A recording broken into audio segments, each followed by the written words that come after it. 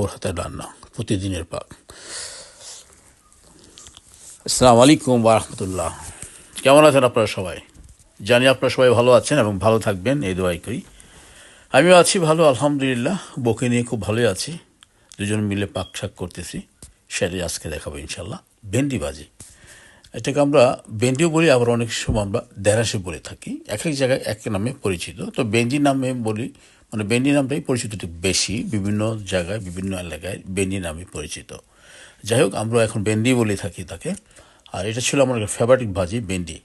মানে খুবই ইজি, খাওয়াটা একেবারে ইজি। শুধু মাখবেন, মুখে দিবেন, এমনি চলে যাবে, চাবাতে হবে না। তো এর চেয়ে ইজি খাবার তো আর নাই, আমার যা মনে হয় আর কি। পরে হয়তো বা ডাল, যাই হোক, আমার আবার কি স্পেশাল ডাল আছে, সেটা আমি একদিন দেখাবো। সেটা দেখলে হয়তো আপনার সবার কাছে ভালো লাগবে এবং খেতে মন চাইবে আর কি। ওই পাকটাই সেই স্পেশাল পাক। যাই হোক, চলে আসি আজকে পাকে ভেন্ডি ভাজি। আজকে হবে ভেন্ডি ভাজি। একটু হেল্প করতেছি, বউকে আমি কাটতেছিলাম আর কি। ভেন্ডিগুলি খুব দ্রুতভাবে কেটে দিলাম বউকে, যেন তাড়াতাড়ি সেরে ফেলতে পারে আর কি।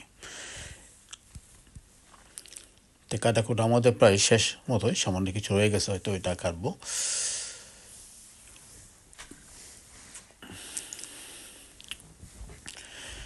ঢেলে দিলাম তেলের সাথে পেঁয়াজ এবং কাঁচামরিচ, নাড়াচাড়া শুরু করলাম। কারণ এটা অ্যাকচুয়ালি এত সময় লাগে না, একেবারে ইজি একটা পাক, খুবই ইজি হয়ে যায়, এত লং সময় লাগে না আর কি, অন্য অন্য পাকের মতো আর কি। যাই হোক, দেখতেছেন আপনারা, পেঁয়াজটা শেষ করে আবার একসাথে ভেজে এটা তেমন কিছু লাগে না, শুধু হলুদ আর লবণ দিলে হয়।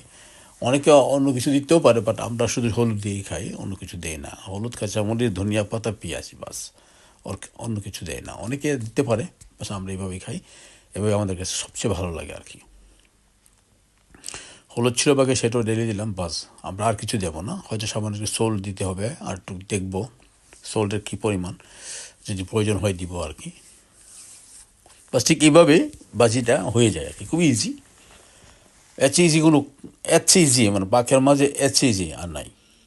ডাল, তারপর হলো ডিম, মানে বেশ কিছু কিছু জিনিস আছে এগুলো খুব ইজি। কিন্তু ডিমেও যদি কাজ করেন, ডিম বাঁচতে গেলে যেমন কাজ করতে গেলে ডিমের কাজও একটু বেশি হয়। যাই হোক, ওই প্রসঙ্গে এখন নাই গেলাম।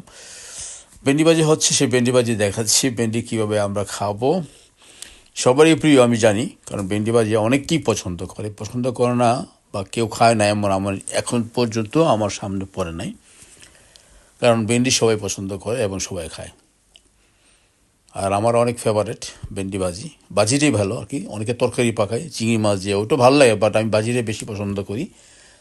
তাই আমি সবসময় বাজিতেই সাপোর্ট দিয়ে থাকি বেশি আর কি।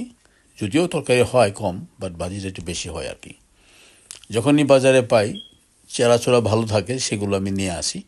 আর যদি চেরাচোরা ভালো না থাকে তাহলে আমি আনি না। মানে চেরা বলতে বুঝেন তো, মানে কালারটা যদি একেবারে গ্রিন না হয় আর কি, টোটালি গ্রিন যদি না থাকে, তাহলে আমি আনি না। যখন পুরোপুরি গ্রিন হবে, তাতে আমার মনে হবে জিনিসটা খুব ভালো, সেখানে আমি নিয়ে আসবো। দাম বেশি হোক কম হোক, তাতে আমার কিছু আসে যায় না। যখন খেতে মন চাইবে, সে ভালো জিনিসটা নিয়ে আসবো বাজার থেকে, যেন খাবো যখন, যেন ভালো লাগে আর কি। অনেক সময় দেখা যায় দাগ পরে থাকে, ওই সে দাগ পরে থাকাগুলো আমি আনি না। মানে একেবারে গ্রিন ছিল বলে নিয়ে আসছি।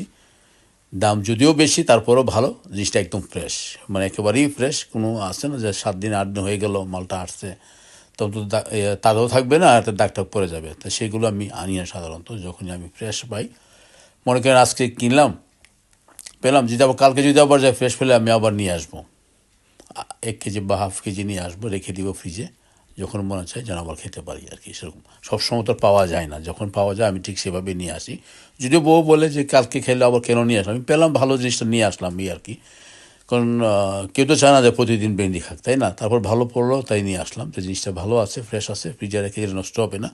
2 দিন পরে পাকাই আর 4 দিন পরে পাকাই, নো প্রবলেম, কোনো প্রবলেম নেই এতে। আর যখন আমি চাইবো আজকে ভেন্ডি পাকাবো,